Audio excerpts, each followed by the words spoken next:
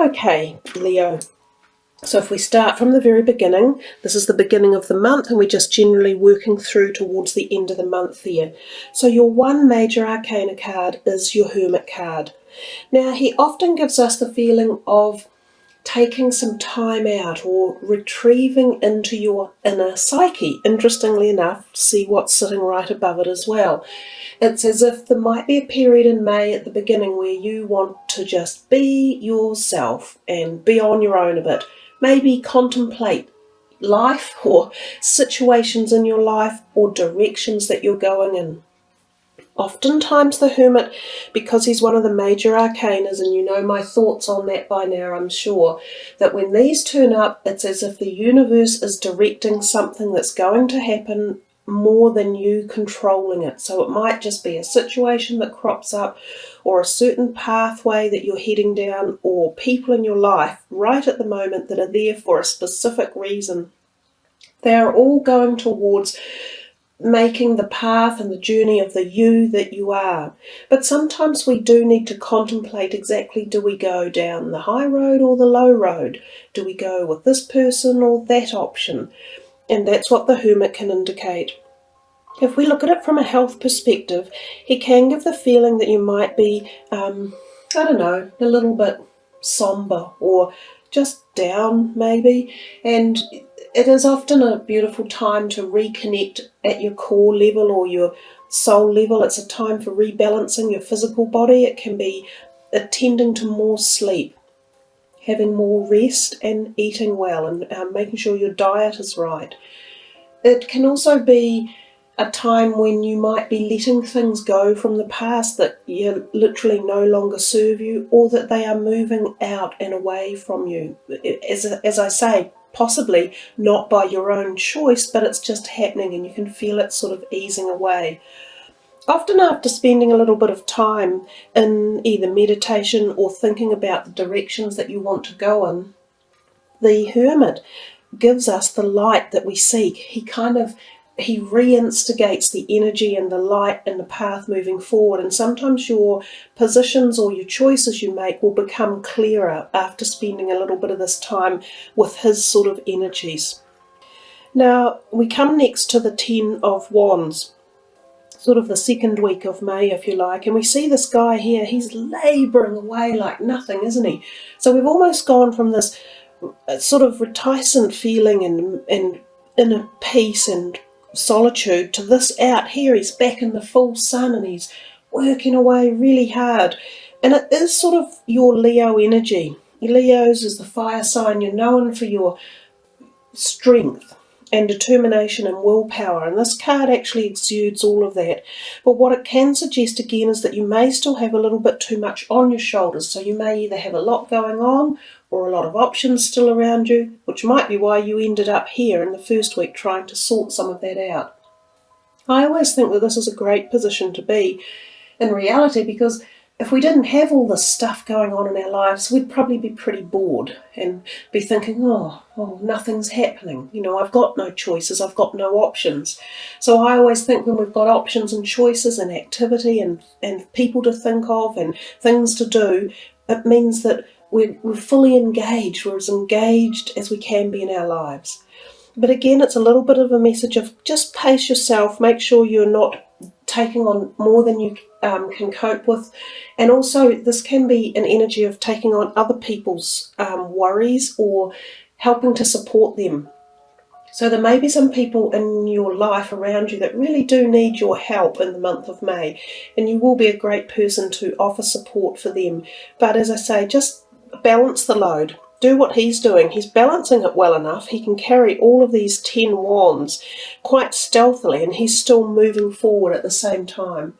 So I guess from my perspective, it could be a card that there could be options or offerings coming to you. You may be looking for a job, and you could have a couple of job offers in the potentiality of looking into. Or there could be other people in your life that you feel that are depending on you and that you have to support. Or there could just be so many jolly things you've got on your mind, literally a whole bunch of stuff. You're just not sure how to balance it all. So take the time and do that. This one, when we come to the 3rd week of May, we see this gorgeous 9 of Pentacles. Look at her, she's, you know, quite happy counting her money. It reminds me of the old nursery rhyme, the king is in his parlour counting out his money. It's a little bit like her. She signifies wealth, and she signifies being satisfied with the wealth around her. So we think of this card as primarily, I guess, your financial sector.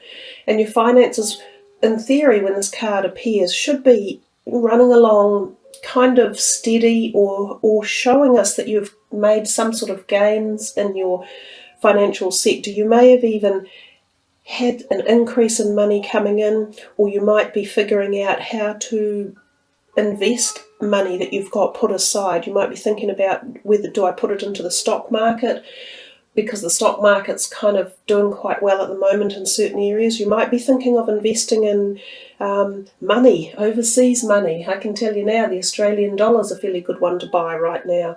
So there might be thoughts like that that you could be contemplating.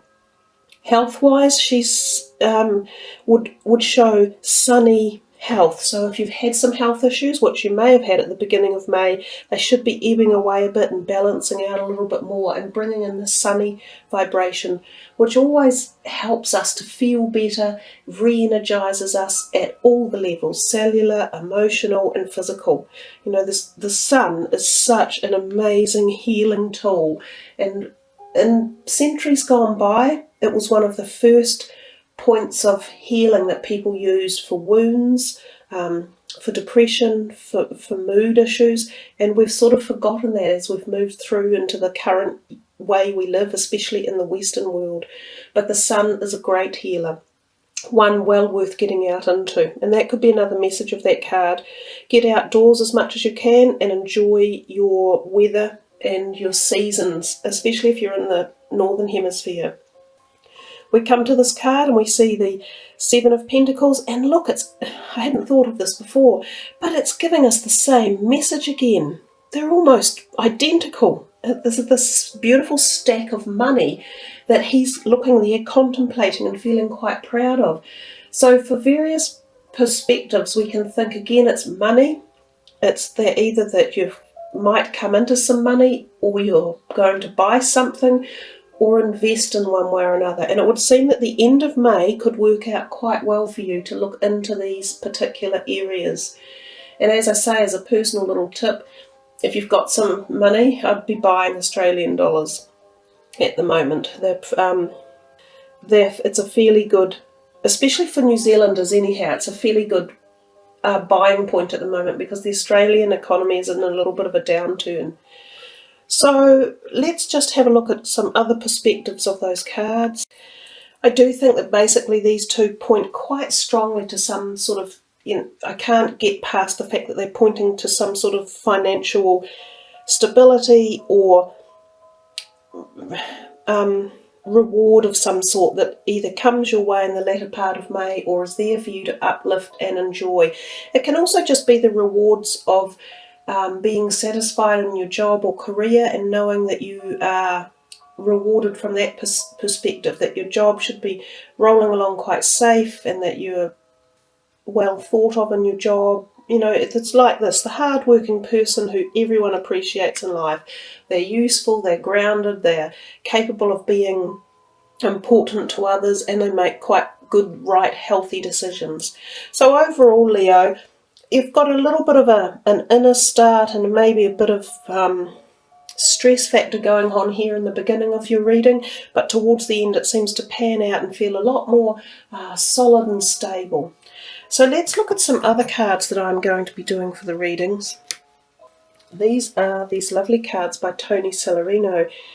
Now, they're quite good for getting into our inner perspective thoughts and feelings and emotions that we often don't necessarily talk about in public, or nut out too difficult or too much even with our own selves. So I sort of call them the cards that can get to the shadow energies in our life. Things that we do need to think about and address, but as I say, often we don't. So let's see what comes up here for you guys. Angel of Prayer. Ask the universe and the angels will help and offer guidance. So if you've been feeling stressed or worried about a particular subject or topic matter, know that you're never alone, and know that when you connect with a higher perspective, or you go out slightly from yourself and you connect with the universe, some people call it a God or creator or whoever it is or whatever it is that resonates with you, that you feel you can just connect with and pass along your prayers, maybe it is the word, it says the angel of prayer, and you can ask for help, universal help, in sorting out what it is that's bothering you. And once you ask, it's a little bit like that other saying, a problem shared is a problem halved, or something like that. I can't quite recall it.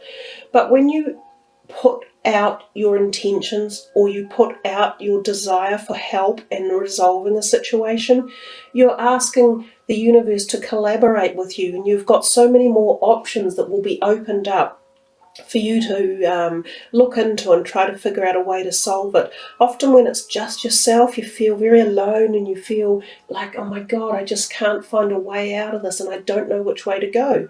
Whereas, as I say, if you ask and you open it right out to the universe, you'll be surprised at the possible outcomes that are out there for you that you may not have thought of, or couldn't see, or just didn't believe would be able to happen. So open yourself up to that beautiful essence of sharing your problem. Doesn't have to be with a person, but just share it with yourself and the universe, and ask for resolve, because it does work. It really, really does.